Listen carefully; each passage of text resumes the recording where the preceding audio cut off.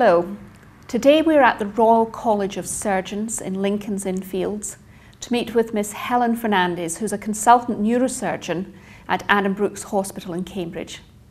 Helen, thank you very much for joining us today. Helen, I always start this series of questions by asking, why did you become a doctor? What drove you towards a career in medicine? Well, I come from a medical family. My father was an orthopaedic surgeon, he's now retired, and my mum was a nurse. And I think because of the early experiences of seeing their work and being around the hospital, I just think I always assumed that I would be a doctor. I can't remember really thinking seriously about other careers, and it just always seemed as natural progression or ambition for myself. And where did you train? Yeah, I trained in Newcastle upon Tyne, the university there, and actually I did most of my postgraduate training in Newcastle, so the basic surgical training programme, then the higher surgical training programme in neurosurgery. And I actually became a consultant there in an academic role before moving as a consultant down to Addenbrooke's Hospital in Cambridge, where I'm now based. Were there any inspirational people, mentors, role models who influenced you along the way? I would say that the environment in which I trained, in the postgraduate environment, was just really encouraging and supporting. There was a lady a professor of medicine, who was my first boss, if you like, my first house officer job, Pat Kendall Taylor. She was a ferocious woman who was very exacting of her junior doctors, but at the same time hugely inspiring and encouraging. And she was the first person who tried to dissuade me against a surgical career. Well, that's if I discount my father, who wasn't keen on me being a surgeon either. But what she allowed me to see was that you can actually make a difference even at a very junior level if you do your job well. From the surgical point of view, in terms of neurosurgery, there was a whole bunch of male consultants in Newcastle General who were just absolutely fantastic. David Mendelow was the professor there, but there was Peter Crawford, one of the more seniors, Alistair Jenkins, Nick Todd, who just really encouraged and enabled me to train as a neurosurgeon, do a higher degree, have 3 children, and they didn't bat an eyelid throughout the whole of that period of time. Helen, I'm interested to hear that you say your father wasn't very encouraging in your aspirations to be a surgeon. He was an overseas doctor, so he came actually from East Africa to the northeast of England in the 60s. He's a very large guy, very dark, very loud and very opinionated, and I think he managed to sort of upset quite a lot of people throughout his career by just speaking his mind, and I think felt frustrated as a result of that, and didn't want me to face those same hurdles, I guess, so that he kept saying, oh, can't you be a lawyer, can't you go and be an accountant? And then when I did eventually do medicine, you know, can't you just go and, I don't know, be a GP, or can't you just make your life easier for yourself? But I mean, I know that he's proud of me having succeeded in an area where he felt that he didn't make his impact. So, and I think a little bit of his, not discouragement, but just being realistic about how it may be, was actually much more of an aid than a disabler. It sounds as though there weren't any big difficulties or barriers that you experienced, but I suspect it must have been hard at times with a young family and trying to achieve everything that you wanted in your career. And there were some extremely low points. You know, sleep deprivation on call, babies not sleeping at night, all of those sorts of, I mean, there were times when it was extremely hard, exacting, but I think probably I'm that sort of personality that if you're put in a corner and you're given a difficult task, then probably you rise to the challenge rather than let it subsume you. So probably those challenges are a positive encouragement, and I don't actually remember those painful periods now. They all probably are character making and have perhaps made me want to be more ambitious rather than less. What is it that really drives you? What makes you want to take things forward? I think probably one of the main drivers that still continues to be foremost today is for other colleagues to refer you patients or come and seek your advice because they value your opinion, and for people to refer patients to you because they know that you're able to look after them well, and for the patients themselves to come to you and have faith in your care and your surgery. And those are the things that really make me tick.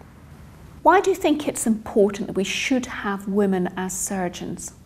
I wouldn't say that I would promote the female surgeon as a better animal than the male surgeon.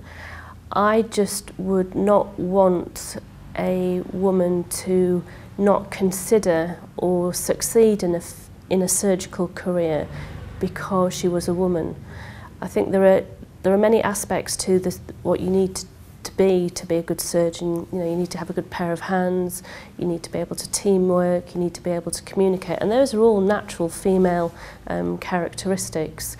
And so if a woman feels that there is a possibility that she wants to be a surgeon, I don't want her to be put off with the worry about, you know, long hours, mixing with a family, having a life outside of those, because I don't think that those are actual real issues. So in essence, I don't want to promote surgery to women because I think they may necessarily be better than the male counterparts. It's just that you shouldn't not consider a career in surgery because of what you perceive might be obstacles.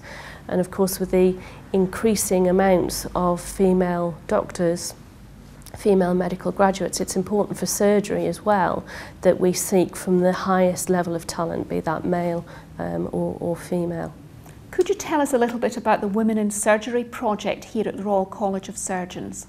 Women in Surgery is an organisation that's about 3 years old now, and it is been created on the background of the Women in Surgical Training organisation, WIST, which was an initiative, a joint initiative between the Department of Health and the Royal College of Surgeons that actually began in 1991, when, if you like, the increasing proportion of female medical students became apparent. And the fact that if surgery didn't wake up to this fact and start to recruit from that female pool, there may be actually a dwindling number of people interested in surgery, and also surgery may not be attracting the most able candidates. So Women in Surgery is there really to encourage, to inspire, to enable women to fulfil their surgical ambitions. So what we drive to do is to provide information, to provide support, and also to provide visibility to good role models of other female surgeons who have succeeded, and have succeeded not only in their surgical career but in all those things that are important outside the hospital. And what do you see as the big challenges that you personally will have to face over the coming years? And what the challenges are for women in surgery? Well, the biggest challenge I think at the moment is the European Working Time Directive and what impact that's going to have on surgical training. Not because you can't train in 48 hours a week, because I think you can, but because of all of the New Deal requirements about length of shifts. What the combination of those two things mean is that people are spending much less time being trained during the day on elective lists in outpatients, so that your exposure to your craft is vastly reduced. So that there is a real implication for training, and there's also a greater implication for experience. So that one of my old bosses has said of MMC and hours restriction that people will be trained at their end of their training, but they won't be experienced. So that the consultant of tomorrow is going to be a very difficult animal from the consultant of yesterday. Now, I think all of these problems are resolvable, and the college is working, and the Royal College of Surgeons is working very hard to sort of try and plug all of those gaps. But I guess is thinking of myself as a patient in the next 10, 15, 20 years when I might require the services of a surgeon that's been trained through the new system. I think it is a bit of a challenge. Does it provide any extra challenge for women? Well, actually probably not, in as much as the hours restriction actually makes the surgical training more doable for women, so that 48 hours is easy compared to the hundreds of hours that we used to work. It's only just over a full-time job, and so therefore you can fit that easily in with family life, I think. But also that if you were to work less than full-time and train as a surgeon, which is perfectly workable, then it fits in very nicely with a career outside the hospital, as in being a mum, being a wife, and all of those other sorts of things. Helen, thank you very much for meeting with me today. It's been really interesting. Thank you.